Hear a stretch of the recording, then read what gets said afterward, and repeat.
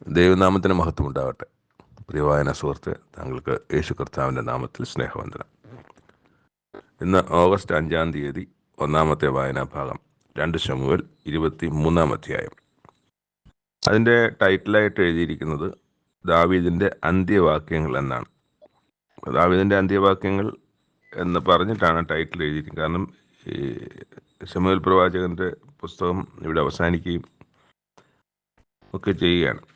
അപ്പോൾ ഈ അധ്യായവും അടുത്ത 24 അധ്യായം ആകുമ്പോഴത്തേക്ക് ഈ പുസ്തകം ശമൂവേൽ പ്രവാചകൻ 2 പുസ്തകങ്ങളും തീരും.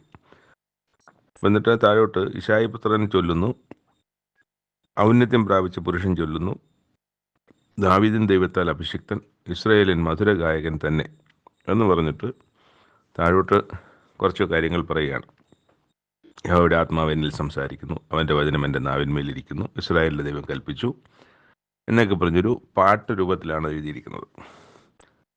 അത് കഴിഞ്ഞിട്ട് 8-ാമത്തെ വാക്യം മുതൽ ദാവീദിനുണ്ടായിരുന്ന വീരന്മാരുടെ ഒരു വലിയ ലിസ്റ്റ് അവനിവിടെ പറയുന്നത്. അതിൽ എലയാസർ, ശമ്മ, അങ്ങനെ പലരെക്കുറിച്ചും പറയുന്നുണ്ട്. 6 പേരും വിട്ടുപോയിട്ടില്ല.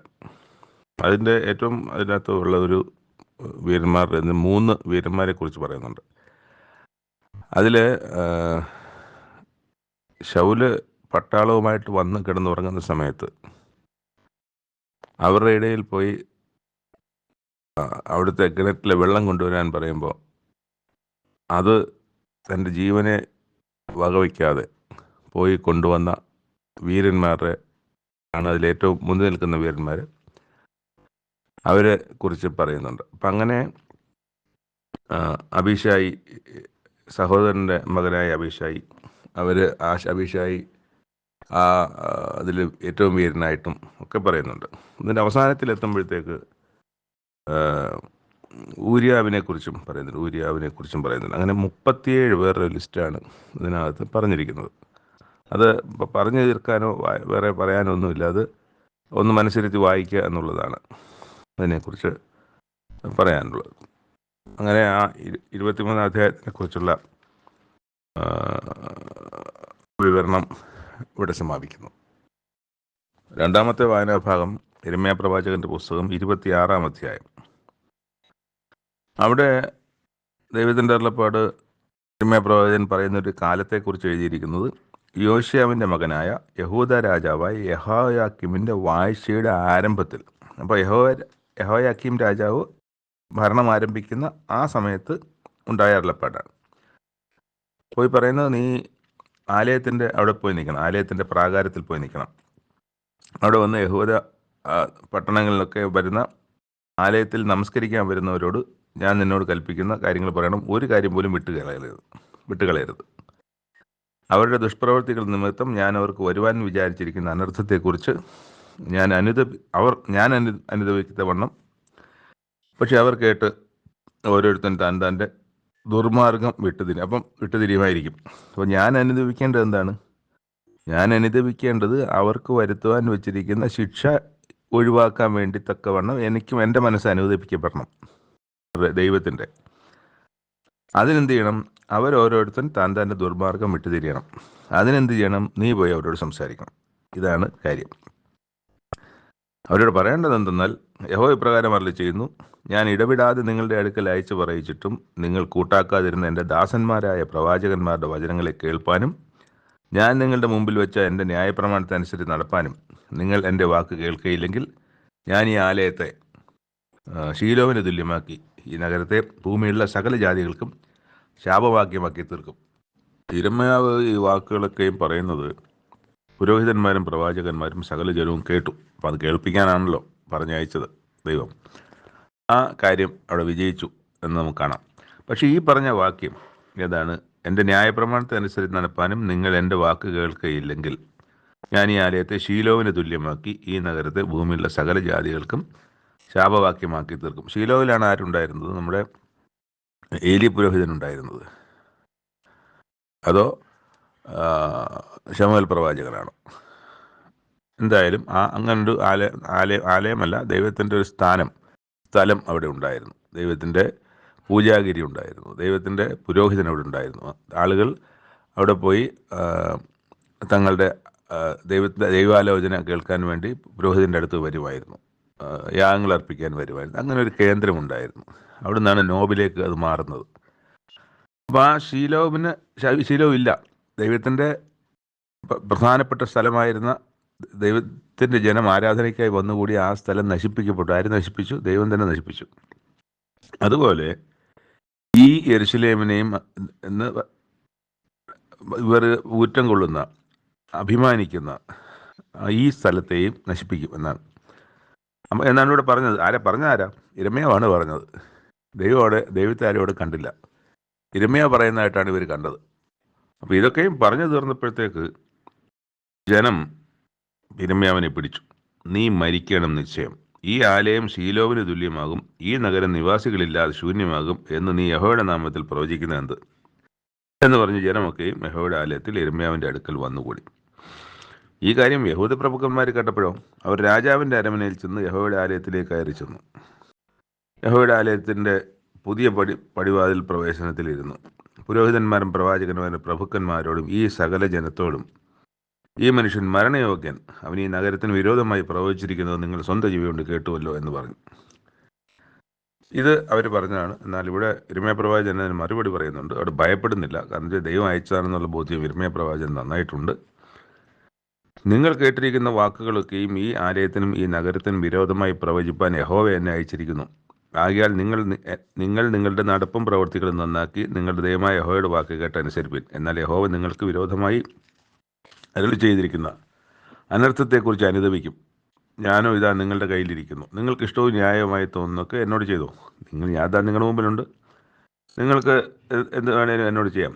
പക്ഷേ ദൈവം പറഞ്ഞിട്ടാണ് ഞാനിത് നിങ്ങളോട് പറയുന്നത്. നിങ്ങൾ തിരിഞ്ഞ് വന്നാൽ ദൈവം നിങ്ങളെ സഹായിക്കും. നിങ്ങൾക്ക് വരുമെന്ന് പറഞ്ഞ അനർത്ഥമൊന്നും നിങ്ങൾക്ക് വരുത്തത്തില്ല. അപ്പോൾ പ്രഭുക്കന്മാരും സകല ജനവും പുരോഹിതന്മാരും പ്രവാചകന്മാരോടും, ഈ മനുഷ്യൻ മരണയോഗ്യനല്ല, അവൻ നമ്മുടെ ദൈവമായ യഹോവയുടെ നാമത്തിലല്ലോ നമ്മൾ സംസാരിക്കുന്നതെന്ന് പറഞ്ഞു.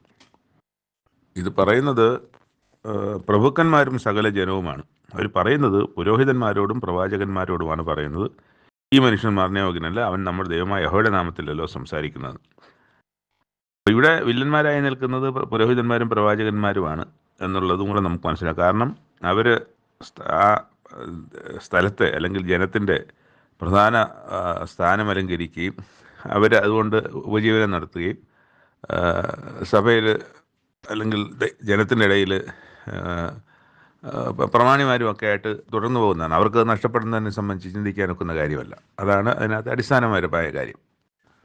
തുടർന്ന് മൂപ്പന്മാരിൽ ചിലർ എഴുന്നേറ്റു ജനത്തിൻ്റെ സർവ്വസംഘത്തോടും പറഞ്ഞത്, യഹൂദ രാജാവ് ഹിസ്കിയാവിൻ്റെ കാലത്ത് മോരിഷ്യനായ മിഖായാവ് സകല ജനത്തോടും പ്രവചിച്ചു, സിയോനെ വയൽ പോലെ ഉഴുതുകളെയും യെരുശലേം കൽക്കുന്നായും ഈ ആലയമുള്ള പർവ്വതം വനാന്തരഗിരികളായി തീരും എന്നിങ്ങനെ സൈന്യങ്ങൾ യഹോവ അരുളി ചെയ്യുന്നു എന്ന് പറഞ്ഞു. അപ്പോൾ ഇത് നമ്മൾ ഈ മിഖായാവെന്ന് പറയുന്നത് മീഖായാണ്. മീഖ എന്ന് പറയുന്ന മീഖയുടെ പുസ്തകം നമുക്കിവിടെ ഉണ്ടല്ലോ. ഇവിടെ പറയുന്ന ഈ മോരഷ്ഠ്യനായ മിഖായാവ് എന്ന് പറയുന്നത്, അല്ലെങ്കിൽ മീഖ എന്ന് പറയുന്നത് മീഖ പ്രവചനത്തിൻ്റെ 1-ാമത്തെ വാക്യത്തിലുണ്ട്. ഇപ്പോൾ ഈ പറയുന്ന പ്രവചനം അതിൻ്റെ 3:12 ഇപ്പോൾ നമ്മളിപ്പോൾ വായിച്ച ഈ ജനം എടുത്തു പറയുന്ന പ്രവചനം 3:12 അവിടെ വായിക്കുന്നത് ഇങ്ങനെയാണ്: അതുകൊണ്ട് നിങ്ങളുടെ നിമിത്തം സിയോനെ വയൽ പോലെ ഉഴും, യെരുശലേം കൽക്കുന്നുകളും ആലയത്തിൻ്റെ പർവ്വതം കാട്ടിലെ മേടുകൾ പോലെയും ആയിത്തീരും എന്ന് മീഖ പ്രവചനം 3:12 അതാണ് ഇവിടെ ഈ ജനം മൂപ്പന്മാരിൽ ചിലർ എഴുന്നേറ്റ് സർവ്വജനത്തോടും ഇവരോടും എല്ലാം പറയുന്നത്. അപ്പം അതുകൊണ്ട് ഇത് നിസ്സാര കാര്യമാണെന്ന് അവർ പറയുന്നില്ല. അപ്പോൾ അന്ന് എന്താ സംഭവിച്ചത്? യഹൂദ രാജാവ് ഹിസ്കിയാവും അവൻ്റെ സർവ്വ യഹൂദായും അവനെ കൊന്നില്ല. മറിച്ച് എന്ത് ചെയ്തു?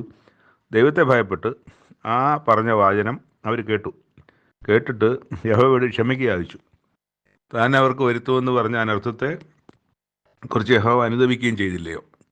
ആ സംഭവം നടന്നില്ല എന്നാണ് അവിടെ എടുത്തു പറയുന്നത്. അപ്പോൾ ആ പ്രവചനം അല്ലെങ്കിൽ മീഖായാവ് അല്ലെങ്കിൽ മീഖ പ്രവചിച്ച പ്രവചനം അന്നത്തെ രാജാവായ ഹിസ്കിയാവ് ഗൗരവത്തോടെ കാണുകയും അത് കേട്ടിട്ട് ദൈവത്തെ ഭയപ്പെട്ട് ദൈവത്തോട് ക്ഷമ യാചിക്കുകയും ചെയ്തു. അപ്പോൾ അതാണ് അവിടെ പറയുന്നത്. അത് ഹിസ്കിയ രാജാവ് കഴിഞ്ഞപ്പോൾ എത്ര രാജാവായി? യോശിയ രാജാവ് ഒക്കെ ആയില്ലേ? അപ്പോഴാണ് ഇത് പറയുന്നത്. അപ്പോൾ ഇത് അന്ന് പറഞ്ഞിരുന്ന അനർത്ഥം അന്ന് സംഭവിച്ചില്ല. ഇന്ന് അതുപോലൊരു അനർത്ഥം അതുപോലൊരു അനർത്ഥം ഇന്ന് യിരെമ്യാ പ്രവാചകന്റെ നാവിലൂടെ ദൈവം പറയുകയാണ്. അതുപോലെ ഊരിയാവ് എന്നൊരുത്തൻ യഹോവയുടെ നാമത്തിൽ പ്രവചിച്ചു. ഈ പറഞ്ഞ പോലെ തന്നെ യിരെമ്യാവിൻ്റെ വാക്കുകളെ പോലെ തന്നെ ഈ നഗരത്തിനും ഈ ദേശത്തിനും വിരോധമായി പ്രവചിച്ചു. യെഹോയാക്കീൻ രാജാവും അവൻ്റെ സകല വീരന്മാരും സകല പുറപ്പും അവൻ്റെ വാക്ക് കേട്ടപ്പോൾ രാജാവ് അവനെ കൊന്നുകളവാൻ വിചാരിച്ചു. യെഹോയാക്കീം കൊന്നുകളവാൻ വിചാരിച്ചു. ഊരിയാവ് അത് കേട്ട് ഭയപ്പെട്ട് മിസ്രയീമിലേക്ക് ഓടിപ്പോയി. യെഹോയാക്കീൻ രാജാവ് ചില ആളുകളെ അക്ബോറിൻ്റെ മകനായ എൽനാഥാനെ അവനോടുകൂടി മറ്റു ചിലരെയും മിസ്രയീമിലേക്ക് അയച്ചു. അതും പോരാഞ്ഞിട്ട് ഓടിപ്പോയതും പോരാഞ്ഞിട്ട് മിസ്രയീമിലേക്ക് അയച്ചു. അവന് ഊരിയാവിനെ മിസ്രയീമിൽ നിന്ന് യഹോവയാക്കീൻ അടുക്കൽ കൊണ്ടുവന്നു. അവനെ വാൾ കൊന്നുകൊണ്ട് അവൻ്റെ ശവത്തെ സാമാന്യ ജനത്തിന് ശ്മശാനത്തിൽ ഇട്ട് കളഞ്ഞു. ഇതാണ് അന്ന് സംഭവിച്ചത്. ഒരിക്കൽ ഹിസ്കിയാ രാജാവിൻ്റെ കാലത്ത് ഇങ്ങനത്തെ ഇത് വന്നപ്പോഴത്തേക്ക് അദ്ദേഹം ദൈവത്തെ ഭയപ്പെട്ടു. എന്നാൽ യെഹോയാക്കീൻ രാജാവിൻ്റെ കാലത്ത് സംഭവിച്ചത് ആ പറഞ്ഞവനെ കൊല്ലാൻ ശ്രമിച്ചു. അവൻ പോയിടത്തുനിന്ന് പിടിച്ചോണ്ട് വന്ന് അവനെ വീണ്ടും കൊന്നു ശ്മശാനത്തിൽ ഇട്ട് കളഞ്ഞു എന്ന് നമ്മൾ വായിക്കും. എന്നാൽ ഇവിടെ ഒരു വാക്യം അവസാനിക്കുന്നുണ്ട്. യിരെമ്യാവെ ജനത്തിൻ്റെ കയ്യിൽ ഏൽപ്പിച്ച് കൊല്ലാതിരിക്കേണ്ടതിന് ഷാഫാൻ്റെ മകനായ അഹീക്കാം അവനെ പിന്തുണയായിരുന്നു എന്നാണ്. അപ്പം എന്തായാലും അങ്ങനെ ഒരു കൊല ചെയ്യണം എന്ന് അവർ പറഞ്ഞെങ്കിലും ആഗ്രഹിച്ചെങ്കിലും അങ്ങനത്തെ കൊല അവിടെ നടന്നില്ല എന്നുള്ളത് അവിടുത്തെ ഒരു ആശ്വാസകരമായ കാര്യമാണ്. ഇവിടെ യിരെമ്യാ പ്രവാചകൻ്റെ ധൈര്യം നമുക്ക് കാണാം. പറയാനുള്ളത് പറയാൻ പറഞ്ഞത് ദൈവം പറയാൻ പറഞ്ഞത് പറയുന്നുണ്ട്. പിന്നെ അവരോട് പറയാം, ഞാൻ നിങ്ങളുടെ കയ്യിലിരിക്കുകയാണ്, നിങ്ങൾക്ക് വേണ്ടതൊക്കെ എന്നോട് ചെയ്തോ എന്ന് പറയുകയാണ്. എന്നാൽ ദൈവം തന്നെ നേരത്തെ പറഞ്ഞ പോലെ നീ അവരെ ഭയപ്പെടേണ്ട, ഞാൻ നിന്നോട് കൂടെ ഇരുന്ന് ഞാൻ നിന്നെ വിടുവിക്കുമെന്ന് ആദ്യമേ പറഞ്ഞ വാക്ക് ഇവിടെയും വിടുവിച്ചു. യിരെമ്യാവിൻ്റെ ഒരു അപകടം ഒരിക്കലും അവസാനം വരെയും ഉണ്ടാകുന്നില്ല എന്നുള്ളത് ദൈവത്തിൻ്റെ പറഞ്ഞ വാക്കിൻ്റെ അല്ലെങ്കിൽ പ്രോമിസിൻ്റെ ഉറപ്പാണ്, അല്ലെങ്കിൽ അതിൻ്റെ നിവൃത്തിയാണ് നമ്മൾ കാണുന്നത്. അപ്പം അതുകൊണ്ട് ഇവിടെയും തക്കതായ ആൾക്കാരെ എഴുന്നേൽപ്പിച്ച് യിരെമ്യാവിന് തുണ നിൽക്കുകയും യിരെമ്യാവിനെ മരണത്തിൽ നിന്നും ശിക്ഷയിൽ നിന്നൊക്കെ വിടുവിക്കുന്നതും നമുക്ക് കാണാം. ഇതൊക്കെ നമുക്കൊരു നല്ല പാഠങ്ങളാണ്, അല്ലെങ്കിൽ മാതൃകകളാണ് നമ്മുടെ ജീവിതത്തിൽ. ഇത് യിരെമ്യാവിന് മാത്രം സംഭവിക്കുന്നതല്ല, നമുക്കും സംഭവിക്കുന്നതാണ്. അതേ ദൈവം തന്നെയാണ് ഇന്ന് നമുക്ക് നമ്മളോട് കൂടെ ഉള്ളത്.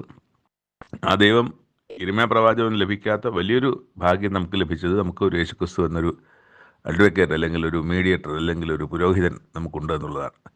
ഇത് അന്നത്തെ കാലത്ത് അങ്ങനെയില്ല.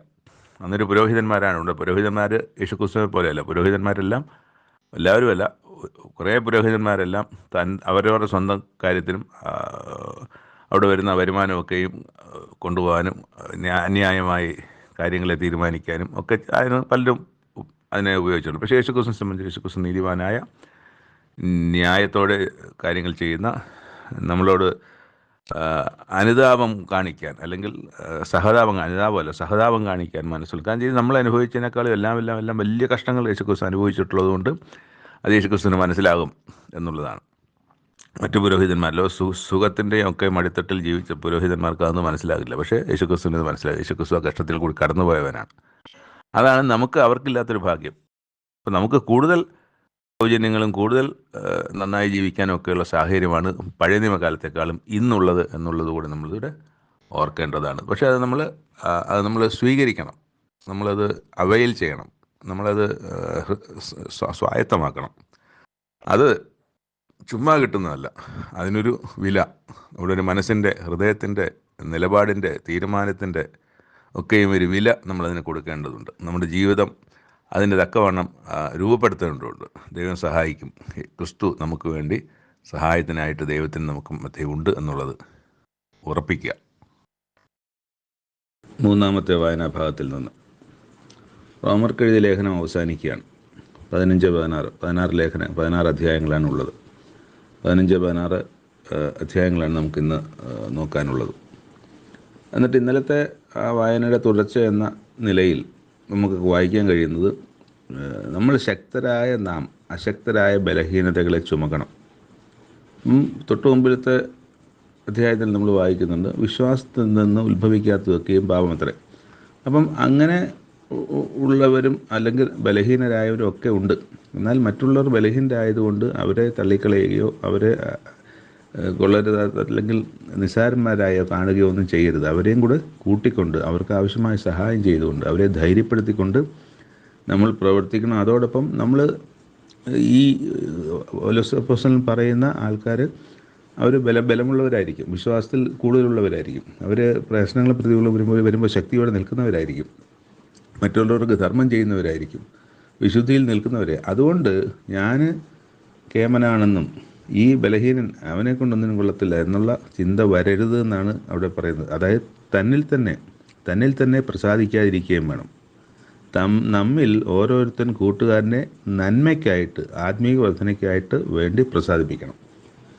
അപ്പം ഇതാണ്. അപ്പം അവിടെ ക്രിസ്തുവിനെ സംബന്ധിച്ച് നിന്നെ നിന്ദിക്കുന്നവർ നിന്ന എൻ്റെ മേൽ വീണു എന്ന് എഴുതിയിരിക്കുന്നത് പോലെ എന്നാണ്. ക്രിസ്തുവും തന്നിൽ തന്നെ പ്രസാദിച്ചില്ല. അപ്പം ക്രിസ്തുവിൻ്റെ ജീവിതമാണ് ഇവിടെ പൗലോസ് അപ്പോസ്തലൻ. എപ്പോഴും അത് തന്നെ. പൗലോസ് അപ്പോസ്തലൻ ആദ്യകാലങ്ങളിൽ സഭയെ ഉപദ്രവിക്കുകയും മുടിക്കുകയും കൊല്ലുകയും ഒക്കെ ചെയ്തിരുന്നതിൻ്റെ വ്യത്യസ്തമായി നേരെ റിവേഴ്സാണ് ആകുന്നത്. ക്രിസ്തു തന്നെയാണ് തൻ്റെ ജീവിതത്തിൽ ഏറ്റവും മുഴച്ചു നിൽക്കുന്നത്. ക്രിസ്തുവിനെ തന്നെയാണ് പൗലോസ് അപ്പോസ്തലൻ മാതൃകയാക്കുന്നത്. ക്രിസ്തുവിനെ ഉയർത്തുന്ന കാര്യത്തിൽ പൗലോസ് അപ്പോസ്തലൻ ചെയ്തതുപോലെ ആരും ചെയ്തിട്ടില്ല എന്ന് വേണമെങ്കിൽ നമുക്ക് അദ്ദേഹത്തിൻ്റെ എഴുത്തുകളും പ്രവൃത്തികളും കണ്ടാൽ നമുക്ക് മനസ്സിലാക്കാൻ പറ്റും. അപ്പോൾ അതാണ് പറഞ്ഞത്, ക്രിസ്തു എങ്ങനെയാണോ ക്രിസ്തു തന്നിൽ പ്രസാദിച്ചില്ല, മറ്റുള്ളവരുടെ ജീവിതത്തിലായിരുന്നു ക്രിസ്തുവിനും തൻ്റെ ശ്രദ്ധ മുഴുവൻ. അതുപോലെ ആയിരിക്കണമെന്നുള്ളതാണ് ഉപദേശം. അവിടെ നിന്നിട്ട് താഴോട്ട് നമുക്ക് തിരുവെഴുത്തുകളാൽ ഉളവാകുന്ന സ്ഥിരതയാലും ആശ്വാസത്താലും പ്രത്യാശ ഉണ്ടാകേണ്ടതിന് തന്നെ, അതിനു വേണ്ടിയിട്ടാണ് ചെയ്യേണ്ടത്. എന്നാൽ നിങ്ങൾ ഐക്യമത്യപ്പെട്ട് നമ്മുടെ കർത്താവ് യേശു ക്രിസ്തുവിൻ്റെ പിതാവായ ദൈവത്തെ, അപ്പോൾ യേശു ക്രിസ്തുവിൻ്റെ പിതാവുമാണ് ദൈവമാണ്, അങ്ങനെയുള്ള അദ്ദേഹത്തെ ഏക മനസ്സോടെ, അതായത് അവരും നമ്മളും ക്രിസ്തുവും എല്ലാവരും കൂടെ ഏക മനസ്സോടെ ഒരു വായിനാൽ മഹത്വീകരിക്കേണ്ടതിന് സ്ഥിരതയും ആശ്വാസവും നൽകുന്ന ദൈവം നിങ്ങൾക്ക് ക്രിസ്തുവേശുവിന്, അപ്പോൾ ക്രിസ്തുവേശുവിന് എങ്ങനെയാണോ അത് ദൈവം അനുഗ്രഹിച്ചും കൊടുത്തത്, ക്രിസ്തുവേശുവിന് അനുരൂപമായി തമ്മിൽ ഏക ചിന്തയോടിരിപ്പാൻ, വ്യത്യസ്തമായ ചിന്തകളില്ല, ഒരു ക്രിസ്തു, ഒരു ദൈവം, ഒരു സഭ, ഒരു ജനം, പല അവയവങ്ങളായിരിക്കുന്നവർ ഒരു സഭയായി ഒരു ശരീരമായിരിക്കുമ്പോൾ അവിടെ ഏകചിന്തയോടിരിപ്പാൻ കൃപ നൽകുമാറാകട്ടെ. സഭകളിൽ വ്യത്യസ്തമായ ചിന്തകൾ വന്നാൽ എന്തുണ്ടാവും? സഭകൾ തമ്മിൽ, അകത്തുള്ള സഹോദരങ്ങൾ തമ്മിൽ തെറ്റും. ആ തെറ്റ് അവിടെ തന്നെ നിൽക്കണമെന്നില്ല, അത് പുറത്ത് അറിയാനിടയാവും. ആർക്കാണ് മഹത്വം ലഭിക്കേണ്ടത്? നമ്മളിലൂടെ മഹത്വം ലഭിക്കേണ്ട ദൈവത്തിന് നമ്മളിലൂടെ ദുഷ്പേരുണ്ടാകാൻ ആണ് ഇടവരുന്നത്. അതുകൊണ്ടൊക്കെ വളരെ ജാഗ്രത ഈ കാര്യത്തിൽ നമ്മൾ കാണിക്കണമെന്നുള്ളതാണ്. എന്തെങ്കിലും വന്നാൽ ക്ഷമിക്കാൻ തന്നെ നമ്മൾ തയ്യാറാണ്. അവിടെ കിടന്ന് വഴക്കുണ്ടാക്കാനൊന്നും അല്ല നമ്മൾ ചെയ്യേണ്ടതെന്നുള്ളതാണ്. താഴോട്ട് വരുമ്പം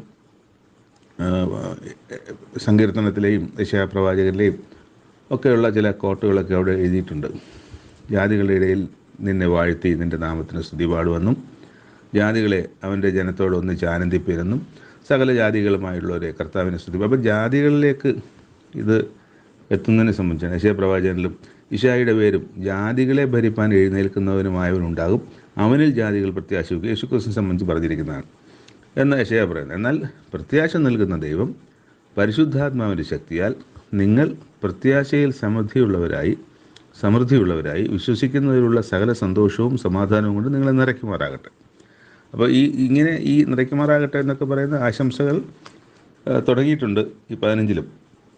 അത് കൺക്ലൂഷനിലേക്ക് വരുന്നതിൻ്റെ ഒരു ലക്ഷണമാണ്. അപ്പം നമ്മൾ കത്തുകളൊക്കെ എഴുതുമ്പോൾ അവസാനം എഴുതുമല്ലോ, ദൈവം നിങ്ങളെ സഹായിക്കട്ടെ, അങ്ങനെയൊക്കെ പറഞ്ഞതുപോലെ ഒരു കൺക്ലൂഷനിലേക്ക് വരികയാണ്. അത് കഴിഞ്ഞിട്ട് പിന്നെ പൗലോസ് അപ്പോസ്തലൻ പറയുന്നത്, എനിക്ക് നിങ്ങളുടെ അടുത്ത് വരണമെന്ന് ആഗ്രഹമുണ്ട്, നിങ്ങളുടെ അടുത്ത് വരാൻ കഴിയാത്തതിൽ ക്ഷമിക്കണം. അത് മറ്റൊന്നും കൊണ്ടല്ല, എനിക്ക് മറ്റ് സ്ഥലങ്ങളിൽ, അത് പൗലോസ് അപ്പോസ്തലൻ പറയുന്നത് ഒരിക്കലും ഞാൻ വേറൊരാൾ പ്രവർത്തിച്ച സ്ഥലത്തല്ല, ക്രിസ്തുവിനെ അറിയാത്ത ഇടങ്ങളിലാണ്. ആദ്യമായാണ് അവർ ക്രിസ്തുവിനെക്കുറിച്ച് കേൾക്കുന്നത്, ആദ്യമായാണ് ദൈവ പദ്ധതിയെക്കുറിച്ച് കേൾക്കുന്നത്, ആദ്യമായാണ് വിശ്വാസം എന്തെന്നറിയുന്നത്. ഇങ്ങനെയുള്ള പുതിയ സ്ഥലങ്ങളിലാണ്, ക്രിസ്തുവിനെ അറിയുന്ന സ്ഥലങ്ങളിൽ പോയി വീണ്ടും ജോലി ചെയ്യുന്നതായിരുന്നു. ഞാൻ എല്ലാ സ്ഥലത്തും പോയതും പുതിയ ഇടങ്ങളിൽ, ക്രിസ്തുവിനെ അറിയാത്ത ഇടങ്ങളിലാണ്. അങ്ങനെയുള്ള സ്ഥലങ്ങൾ ഒരുപാട് ഉള്ളത് കൊണ്ട് തന്നെ ഒരു സ്ഥലത്തു നിന്ന് മറ്റൊരു സ്ഥലത്തേക്ക്, അവിടെ നിന്ന് വേറൊരു സ്ഥലത്തേക്ക്, കുറച്ച് നാളുകൾ ആ സ്ഥലത്തായിരിക്കും, അവരോട് സംസാരിക്കും, കുറച്ച് ആൾക്കാരുമായിട്ട് സംസാരിച്ച് അവിടെ ഒരു സഭയുണ്ടാകുന്ന തരത്തിലേക്ക് കാര്യങ്ങൾ നീക്കും. അവിടെ നിന്ന് വീണ്ടും അടുത്ത സ്ഥലത്തേക്ക് അവരെ കാര്യങ്ങൾ ഭരമേൽപ്പിച്ചിട്ട് അടുത്ത സ്ഥലത്തേക്ക് പോകും, അവിടെയും കുറേ നാളുകൾ താമസിക്കും, അവിടെയും അവരുടെ ഇടയിൽ നന്നായി പ്രവർത്തിക്കും, മാതൃക കാണിക്കും. ഇടയ്ക്ക് യഹൂദന്മാർ എവിടെന്നെങ്കിലുമൊക്കെ ഓടിപ്പിടച്ച് അവിടെ വരും, അവർ പൗലോസ് അപ്പോസ്തലനെ ഉപദ്രവിക്കാൻ. അതൊക്കെ നേരിട്ട് അവിടെ നിന്ന് പോകേണ്ട സമയത്ത് അവിടെ നിന്ന് പോയി. അങ്ങനെ പുതിയ പുതിയ സ്ഥലങ്ങളിലും പുതിയ പുതിയ ആളുകളുടെ ഇടയിലേക്കാണ് ഇത് പറഞ്ഞിരുന്നത് എന്ന് പൗലോസ് അപ്പോസ്തലൻ ഇവിടെ പറഞ്ഞു. ഞാൻ മറ്റൊരുവൻ്റെ അടിസ്ഥാനത്തിന്മേൽ പണിയാതിരിക്കേണ്ടതിന് ക്രിസ്തുവിൻ്റെ നാമം അറിഞ്ഞിട്ടുള്ള ഇടത്തിലല്ല എന്ന് എടുത്തു പറയുന്നുമുണ്ട്. അതുകൊണ്ട് ഞാൻ നിങ്ങളുടെ അടുത്ത് വരുന്നതിന് മുടക്കം വന്നിട്ടുണ്ട്. പക്ഷേ ഞാനിപ്പോൾ ആഗ്രഹിക്കുന്നില്ല, ഇനിയിപ്പോൾ പുതിയ സ്ഥലങ്ങളൊന്നും ഇവിടെ എനിക്ക് പോകാനില്ല, ഞാനത് നിങ്ങളെ കാണാൻ വേണ്ടി വരുന്നുണ്ട് എന്ന് പൗലോസ് അപ്പോസ്തലനോട് പറയുന്നുണ്ട്. അത് കഴിഞ്ഞിട്ട് 15-ാം അധ്യായത്തിൻ്റെ 31 വരുമ്പോഴത്തേക്ക് എനിക്ക് വേണ്ടി പ്രാർത്ഥിക്കണം, നിങ്ങൾ പ്രാർത്ഥനയിൽ എന്നോട് കൂടെ പോരാടണം. അപ്പം തനിക്ക് വേണ്ടി പ്രാർത്ഥിക്കണം, തനിക്ക് ദൈവം ആലോചനകൾ തരുവാനും തന്നെ വിശുദ്ധിയിൽ നിർത്തുവാനും തൻ്റെ പ്രവർത്തനങ്ങളിൽ അത് ഫലവത്താകുവാനും ആളുകൾ വിശ്വസിക്കുവാനും ഒക്കെയുള്ള കാര്യങ്ങളാണ്. അപ്പം പ്രാർത്ഥനയിൽ എന്നോടുകൂടെ പോരാ, ഞാൻ പ്രാർത്ഥിക്കുന്നുണ്ട്, അതുപോലെ തന്നെ നിങ്ങളും എനിക്ക് വേണ്ടി എൻ്റെ പ്രവർത്തനങ്ങൾക്ക് വേണ്ടി പ്രാർത്ഥിക്കണമെന്ന് പറയുന്ന ഒരു അഭ്യർത്ഥനയും ഈ റോമർക്കെഴുതിയ ലേഖനത്തിൽ റോമാ ജനത്തിനോട് പൗലോസ് അപ്പോസ്തലൻ പറയുന്നുണ്ട്. പോരാടണമെന്ന് നമ്മുടെ കർത്താവായ യേശു ക്രിസ്തുവിൻ്റെയും ആത്മാവിൻ്റെ സ്നേഹത്തെയും ഓർപ്പിച്ച് ഞാൻ നിങ്ങളെ പ്രബോധിപ്പിക്കുന്നു. സമാധാനത്തിൻ്റെ ദൈവം നിങ്ങളെല്ലാവരോടും കൂടി ഇരിക്കുമാറാകട്ടെ. അപ്പോൾ മറ്റൊരു ആശംസയാണ് അവിടെ നമ്മൾ കാണുന്നത്. അത് കഴിഞ്ഞ് 16-ാം അധ്യായത്തിൽ തനിക്ക് അവിടെ അറിയാവുന്ന റോമക്കാരായിരിക്കുന്ന ഒരുപാട് വ്യക്തികളെ പേരെടുത്ത് പറയുന്നുണ്ട്. അതിലൊരു സഹോദരി ഫേബ, പിന്നെ താഴോട്ട് നമ്മൾ വായിക്കുമ്പോൾ പ്രിസ്ക അക്വിലാവ് എന്ന് പറയുന്ന ഭാര്യ ഭർത്താക്കന്മാർ, എൻ്റെ പ്രാണിന് വേണ്ടി കഴുത്ത് വെച്ച് കൊടുത്തവരാകുന്നു അവരെന്നാണ് പ്രിസ്കായും അക്വിലാവിനെ കുറിച്ച് പൗലോസ് അപ്പോസ്തലൻ പറയുന്നത്. അപ്പം അത്ര കണ്ട് നന്ദി പറയേണ്ട ആളുകൾ അവിടെ ഉണ്ട് എന്നുള്ളതാണ്. അങ്ങനെ അവർക്ക് നന്ദി പറയുന്നു എന്ന് ഞാൻ മാത്രമല്ല, ജാതികളുടെ സകല സഭകളും കൂടെ അവർക്ക് നന്ദി പറയുന്നു നമ്മളോട് വായിക്കുന്നത്. അവരുടെ വീട്ടിലെ സഭയെയും വന്ദനം ചെയ്യുക. പിന്നെ അവിടെ ആസിയയിലെ ആദ്യ ഫലമായ എപ്പൈനത്തോസ് വന്ദനം ചെയ്യുക. പിന്നെ മറിയ എന്നൊരു ശക്തിയായ സഹോദരി ഒക്കെ വന്ദനം ചെയ്യുക. എൻ്റെ ചാർച്ചക്കാരും സഹദ് ബദ്ധന്മാരുമായ അന്ത്രോനിക്കോസ്, യൂനിയാവ് അവർക്ക് വന്ദനം ചൊല്ലുക. അത് കഴിഞ്ഞിട്ട് അംബ്ലിയാത്തോസിന് വന്ദനം ചൊല്ലണം. ഉർബനോസ്, സ്താക്കു, അപ്പലേസ്, അരിസ്തോബുലോസ്, അരിസ്തോബുലോസിൻ്റെ ഭവനക്കാർക്ക് വന്ദനം ചൊല്ലുക. ഹെരോദിയോന്, അതുപോലെ നർക്കിസോസ്, ത്രുഫൈന, ത്രുഫോസ, പെർസിസ്, റൂഫോസിൻ്റെ അമ്മ, അസുംക്രിത്തോസ്, പ്ലഗോൻ, ഹെർമോസിൻ, പത്രോബാസിൻ, ഹെർമോസിൻ, വീണ്ടും ഹെർമോസിൻ്റെ കൂടെയുള്ള സഹോദരന്മാർക്ക്, ഫിലോലോഗോസിനും യൂലിയയ്ക്കും നെരോയൂസിനും അവൻ്റെ സഹോദരിക്കും ഒലുംബാസിനും ഒക്കെ വന്ദനം ചൊല്ലാൻ പറയുന്നുണ്ട്. പക്ഷേ ഇനിയും വന്ദനം ചൊല്ലാനുള്ള ആൾക്കാരെ താഴോട്ട് കിടപ്പുണ്ട്. അതിനിടയ്ക്കാണ് ഒരു കാര്യം, സഹോദരന്മാരെ, നിങ്ങൾ പഠിച്ച ഉപദേശത്തിനും വിപരീതമായ ദ്വന്ദ്വപക്ഷങ്ങളെയും ഇടർച്ചകളെയും ഉണ്ടാക്കുന്നവരെ സൂക്ഷിച്ചു കൊള്ളണമെന്ന് ഞാൻ നിങ്ങളെ പ്രബോധിപ്പിക്കുന്നു. ഇത് മറ്റ് പല പുസ്തകങ്ങളിലും ഈ പ്രബോധനം കാണാം. ഈ വന്ദനം ചെയ്തുകൊണ്ടിരിക്കുന്നതിനിടയ്ക്ക് ആണ് ഇത് പറയുന്നത്. അപ്പം ഇത് പൗലോസ് അപ്പോസ്തലൻ്റെ മനസ്സാണ്. ഭാവിയിൽ ഇവർ വിശ്വാസത്തിൽ നിലനിൽക്കണം എന്നുള്ള അതിയായ വാഞ്ച കൊണ്ട് എപ്പോഴും ഈ സഭകളെക്കുറിച്ചുള്ള എരിവ് അല്ലെങ്കിൽ ആ ഒരു ഭയം അല്ലെങ്കിൽ ഭാവിയിൽ അവർക്ക് എന്ത് സംഭവിക്കുമെന്നുള്ള ആശങ്ക ഈ പൗലോസ് അപ്പോസ്തലന് ഈ സഭകളെക്കുറിച്ച് വിശ്വാസികളെ സംബന്ധിച്ചുണ്ടായിരുന്നതാണ് ഈ പറഞ്ഞുകൊണ്ടിരിക്കുന്നതിനിടയ്ക്ക് ഇത് കയറി വരുന്നതിൻ്റെ ഒരു കാരണം. അത് മുഴച്ചു തന്നെയാണ് പൗലോസ് അപ്പോസ്തലൻ എപ്പോഴും നിൽക്കുന്നത്. ഈ സഭകളെക്കുറിച്ചുള്ള പിന്നെ ഭാരം എന്ന് പറയും, അത് പറയുന്നുണ്ട്. എനിക്ക് സഭകളെക്കുറിച്ചുള്ള ഭാരവും ഉണ്ട് എന്നും, കഷ്ടതകളുടെ പ്രയാസങ്ങൾ അനുഭവിച്ച പ്രയാസങ്ങളെക്കുറിച്ച്, അതോടൊപ്പം എനിക്ക് സഭകളെക്കുറിച്ചുള്ള ഭാരവും ഉണ്ടെന്നും. അത് വളരെ കൃത്യമാണ് ആ കാര്യം. അതുകൊണ്ടാണ് ഈ ഇതിനിടയ്ക്ക് അതും കയറി വരുന്നത്. എന്നിട്ട് താഴോട്ട് അപ്പോൾ അങ്ങനെ ഉണ്ടാക്കുന്നവരോട് അകന്നു മാറി നിൽക്കാനാണ് അവിടെ പറയുന്നത്. അങ്ങനെയുള്ളവർ നമ്മുടെ കർത്താവായ ക്രിസ്തുവിനെ അല്ല, തങ്ങളുടെ വയറ്റിനെ എത്രയും സേവിക്കുകയും ചക്കരവാക്കും മുഖസ്തുതിയും പറഞ്ഞ് സാധുക്കളുടെ ഹൃദയങ്ങളെ വഞ്ചിച്ച് കളയുകയും ചെയ്തു. അതിലും ആ വഞ്ചനയെ പെട്ടുപോകാൻ ഇടയുണ്ട്. അങ്ങനെ ഇടപെട്ട് പോയാൽ യഥാർത്ഥ വിശ്വാസത്തിൽ അകന്നുപോയി ഇല്ലാതായി പോകേണ്ട സാഹചര്യം. അതിനുവേണ്ടി ഒരു മുന്നറിയിപ്പാണ് ഇടയ്ക്ക് അവർ പറയുന്നത്. നിങ്ങളുടെ അനുസരണം പരക്കെ എല്ലാവർക്കും പ്രസിദ്ധമാണ്. എങ്കിലും അതിൽ ഞാൻ സന്തോഷിക്കുന്നുണ്ട്. എങ്കിലും നിങ്ങൾക്ക് നിങ്ങൾ നന്മയ്ക്ക് ജ്ഞാനികളും തിന്മയ്ക്ക് അജ്ഞരുമാകണമെന്ന് ഞാൻ ഇച്ഛിക്കുന്നു. സമാധാനത്തിൻ്റെ ദൈവമോ വേഗത്തിൽ സാത്താനെ നിങ്ങളുടെ കാൽ കീഴെ ചതച്ചു കളയും. നമ്മുടെ ദൈവമായ കർത്താവായ യേശു ക്രിസ്തുവിൻ്റെ കൃപ നിങ്ങളോടുകൂടി ഇരിക്കുമാറാകട്ടെ. എന്നിട്ട് വീണ്ടും ആ ആശംസകളൊക്കെ അവിടെ തുടരുകയാണ്. തിമത്തിയോസിനും എൻ്റെ ചാർച്ചക്കാരായ ലൂക്കിയോസിനും യാസോനും സോസിപത്രോസിനും വന്ദനം ചെയ്യുന്നു. തെർത്തോസിന് വന്ദനം ചെയ്യുന്നു. സർവ്വസഭയ്ക്കും വന്ദനം ചെയ്യുന്നു. അതായത് റോമിലെ ഒരു സഭയല്ല, പല സഭകളുണ്ടാകാം. അവിടെയുള്ള റോമയിലുള്ള പല സഭകൾക്കും വന്ദനം ചെയ്യുന്നു. അതിഥി സൽക്കാരം ചെയ്യുന്ന ഗയോസ് വന്ദനം ചെയ്യുന്നു. ഭണ്ഡാര വിചാരകനായ എരസ്തോസിന് വന്ദനം ചെയ്യുന്നു. ക്വർത്തോസിന് വന്ദനം ചെയ്യുന്നു എന്നൊക്കെയും പറയുന്നുണ്ട്. അതിൻ്റെ കൺക്ലൂഷനിലേക്ക് പൂർവ്വകാലങ്ങളിൽ മറഞ്ഞിരുന്നത് തന്നെയാണ് ഈ സുവിശേഷം. ഇപ്പോൾ വെളിപ്പെട്ട് വന്നതും യേശുക്രിസ്തുവിനോടൊപ്പം തന്നെയാണ് അത് വെളിപ്പെട്ട് വരുന്നത്. ഇപ്പോൾ വെളിപ്പെട്ട് വന്നതും നിത്യദൈവത്തിൻ്റെ നിയോഗപ്രകാരം സകല ജാതികൾക്കും വിശ്വാസത്തിൻ്റെ അനുസരണത്തിനായി പ്രവാചകന്മാർ എഴുത്തുകളാൽ അറിയിച്ചിരുന്നതുമായ മർമ്മത്തിൻ്റെ വെളിപാടിന് അനുസരണമായുള്ള. അപ്പോൾ ആ മർമ്മം അവിടെ ഉണ്ടായിരുന്നു, പക്ഷേ അത് വെളിപ്പെട്ട് വരുന്നത് ക്രിസ്തുവുമായിട്ടുള്ള ബന്ധത്തിലാണ്. അനുസരണമായുള്ള എൻ്റെ സുവിശേഷത്തിനും യേശുക്രിസ്തുവിനെക്കുറിച്ചുള്ള പ്രസംഗത്തിനും ഒത്തവണ്ണം നിങ്ങളെ സ്ഥിരപ്പെടുത്തുവാൻ കഴിയുന്ന ഏകജ്ഞാനിയായ ദൈവത്തിന് യേശുക്രിസ്തു മുഖാന്തരം എന്നേക്കും മഹത്വം ഉണ്ടാകട്ടെ എന്ന് പറഞ്ഞാണ് അവസാനിക്കുന്നത്. അപ്പോൾ ദൈവത്തിനാണ് സകല മഹത്വം അവിടെ കൊടുക്കുന്നത്. യേശുക്രിസ്തു മുഖാന്തരം യേശുക്രിസ്തുവിലൂടെ ഏകജ്ഞാനിയായ ദൈവത്തിന്. അപ്പം യേശുക്രിസ്തുവിന് ജ്ഞാനിയാണ് നമുക്കറിയാം. പക്ഷേ യേശുക്രിസ്തുവിൻ്റെ ജ്ഞാനത്തെക്കാളും ഒക്കെ ഉയർന്ന സർവ്വജ്ഞാനി. അപ്പോൾ ഏകജ്ഞാനി എന്ന് പറഞ്ഞാൽ എല്ലാ കാര്യങ്ങളും പൂർണ്ണമായി അറിയുന്നവൻ എന്നർത്ഥത്തിലാണ് ഏകജ്ഞാനി. അപ്പോൾ ഏകജ്ഞാനികളല്ലല്ലോ, ലോകത്ത് ജ്ഞാനമുള്ള ഒരുപാട് പേരുണ്ട്. ദൈവജ്ഞാനം കൊടുത്തവരുണ്ട്. യേശുക്രിസ്തു ഉണ്ട്. പൗലോസപ്പോസ്തലനൊക്കെ ജ്ഞാനിയാണ്. യെശയ്യാവ് പ്രവാചകൻ ജ്ഞാനിയാണ്. നോഹ ജ്ഞാനിയാണ്. അങ്ങനെ ജ്ഞാനികൾ ഒരുപാട് പേരുണ്ട്. പക്ഷെ അവരുടെ ജ്ഞാനത്തിനൊക്കെയും ഒരു അതിരുണ്ടോ അല്ലെങ്കിൽ ഒരു അളവുണ്ട്. പക്ഷെ ദൈവത്തെ സംബന്ധിച്ചിടത്തോളം ദൈവം ഏകജ്ഞാനി എന്ന് പറയുമ്പോൾ എല്ലാ കാര്യങ്ങളും പൂർണ്ണമായും നന്നായി എന്ന് നമുക്ക് പറയാനൊക്കെ അങ്ങനല്ല. അത് പൂർണ്ണമായി അറിയുന്നവൻ ഒരുവനേ ഉള്ളൂ. അതാണ് ഏകജ്ഞാനി എന്ന് പറയുന്നത്. അപ്പോൾ ഇങ്ങനെ ഒരുവനേ ഉള്ളൂ. ആ ഒരുവന് യേശുക്രിസ്തുവിലൂടെ ഞാൻ മഹത്വം കരയറ്റുകയാണെന്നാണ്. അപ്പോൾ റോമർക്ക് എഴുതിയ ലേഖനത്തെ സംബന്ധിച്ച് ആദ്യം ലേഖനം എന്ന് പറയുമ്പോൾ കത്ത് അല്ലെങ്കിൽ എഴുത്ത് എന്ന് നമ്മൾ കണ്ടാൽ മതി. ആ ലേഖനം ഇത് റോമർക്കുള്ള ലേഖനം. ചിലപ്പോൾ എഫെസോസിലുള്ള സഭയ്ക്ക് ലേഖനം എഴുതിയിട്ടുണ്ട്, എഫെസർക്ക് എഴുതിയിട്ടുണ്ട്, ഗലാത്തിയ സഭകൾക്ക് എഴുതിയിട്ടുണ്ട്. അങ്ങനെയുള്ള ലേഖനങ്ങൾ എല്ലാം എഴുത്തുകളാണ്, അവർക്ക് എഴുതിയ കത്തുകളാണ്.